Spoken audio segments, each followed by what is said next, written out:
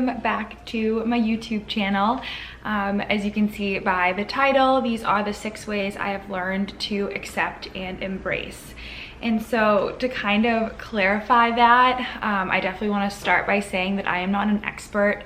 I'm not someone that is certified to be giving, advice. This is completely unsolicited and just, an opportunity for me to share how I've learned to live my life pretty positively, how I've learned to be authentic to who I am and accept who I am and embrace all of that. And I think in turn it's allowed me to be pretty appreciative of all that life has to offer, and I've been able to find a way to just navigate my life positively and to always see the good and to try to lift other people up and do the best that I can to spread good. And I hope that this video is a way that I can do that.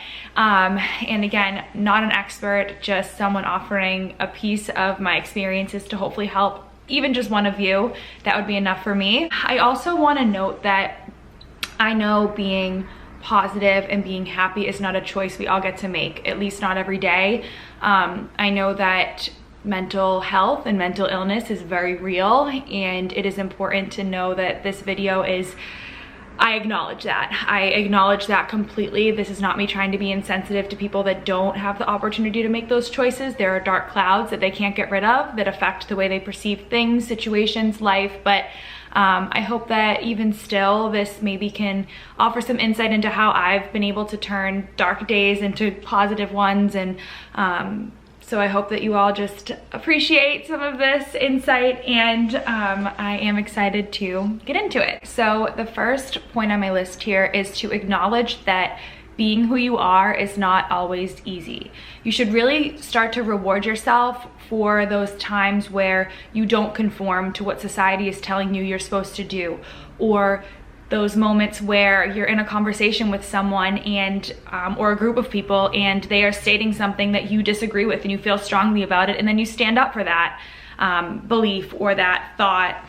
I think we can all think of times where we did something that was a true reflection of who we are and it was difficult, and I think it's just important, I know for me, to reward myself for those moments and not beat myself up for them and wish that I didn't say something that I really felt passionate about. And I think it's important to just start to really reward yourself for those small wins when being who you are was hard, but it felt really good. And I hope that makes sense. For me, it's been really important to help me to accept and embrace my authentic self, has been to feel good after those moments that were difficult. So just acknowledge those moments, and even if they happen once a year or once every few months, whatever it is, acknowledge them and let yourself feel good about them. So on the flip side, acknowledge those moments when you're not being authentic and you're not living in that space that feels good for you. And these moments will probably happen more often than the first point I made, but it's okay, because in order to accept and embrace who you are, you have to accept the mistakes that you make and the moments that were not a reflection of who you are or who you want to be. And so acknowledge those moments too, and accept that you make mistakes and you can't always do things that feel really right, but it's okay. We're human, we make mistakes. For me personally, I struggle with apologizing too often, apologizing for things that I have no business apologizing for, whether it's work related in my personal life. I just am always apologizing because I'm so sensitive to what other people think and feel. I never want to hurt anyone's feelings. I will always choose to apologize, say sorry, take ownership of something, even if it wasn't my fault, just because I don't want to ever ruffle any feathers, and I struggle with that. But I acknowledge it, and every time I apologize, I always check in with myself and I say, okay, that was not you being authentic, you're not really sorry and you shouldn't be. But again, say it, move on, acknowledge it, on to the next day.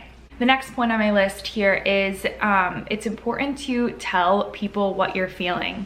I think far too often we let fear of being too emotional drive us away from telling people how we feel or telling people how they're making us feel.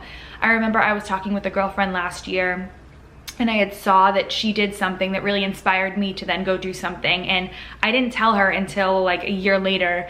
And she had said, you know, at that time, if you had told me, it would have really made me feel good about the decision I was making. And I just remember thinking, why didn't I tell you? Why didn't I let you know that I felt really good about what you did and it inspired me?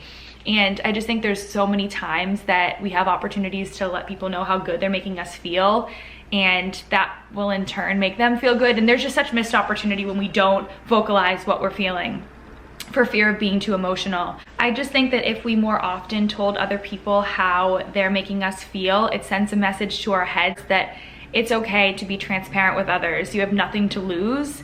And if someone is going to, you know, cancel you out of their lives because you're oversharing or you're just too much for them, then, you know, there's the door. You don't need people like that in your life, in my opinion. You know, it is important to tell people when they're hurting your feelings or when they're doing something that doesn't feel good for you. It can only help your relationship with someone when you're letting them know that, you know, you said something that kind of rubbed me the wrong way. Let's talk about it, whatever it might be. I think, again, a lot of times when you do tell someone that they're hurting your feelings or that you're not really vibing with the way they're treating you, whatever it is, a lot of times they don't even know that they're treating you that way, or they didn't know they came across that way. So keep that in mind too. It's just, there's nothing wrong with telling someone how you're feeling. You can own your own emotions and you can't help them. So all you can do is try to make them better and make your situations with your friends better or whoever it might be. So it's just, talk it out, talk it out, talk with people. We're all humans. We're here to talk with one another. Talk it out. The next point on my list is to surround yourself with people that value you. You know, friendships are arguably the most important part of life. Your friends should motivate you, inspire you, and just at the end of the day, value you. And that is a huge piece in accepting, embracing who you are, is when, you know, you surround yourself with people who do that as well. And so, to be clear, these people do not by any means need to agree with you all the time. If anything, they should disagree with you, they should challenge you, they should, you know, make you a better person. I think that if you surround yourself with like-minded people, you never grow. These people should inspire you and help you to be a better version of yourself. Want your close-up? No, I got nervous. You got nervous? Yeah. Okay, bye. Bye.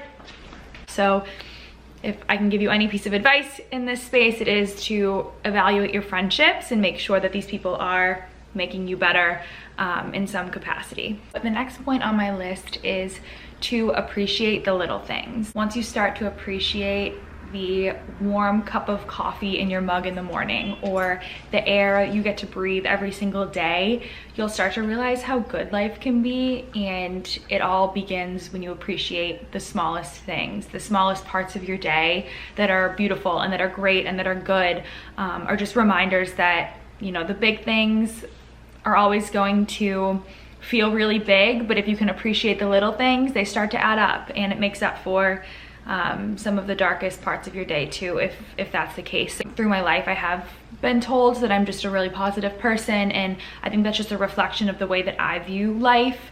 I allow myself to see the good, to find a silver lining, to know that, you know, if it's a bad day, a better day is going to come. And again, I know for a lot of people that is extremely difficult. I just think start to appreciate the little things and just see the good in the small parts of your day that do matter. So the last point on my list here is just to be kind to yourself. I think this is often forgotten in our day-to-day. We might be kind to others, but it's so important to water your own garden first and then go out and live your life in a positive way, whatever that means for you. But just remember to have kind thoughts. Try to treat yourself how you would treat, again, other people, and, you know, find the good in you and then bring it outward. So if you made a mistake, just know that tomorrow is a new day. And if you're struggling to find confidence, think about a time that you did have it before. I think it's so important to honor your authenticity and nurture it the best you can. And so I hope that these tips were helpful. Even if just one resonated with you, that is great for me. And I hope that you guys enjoyed this, and I'll see you in the next video.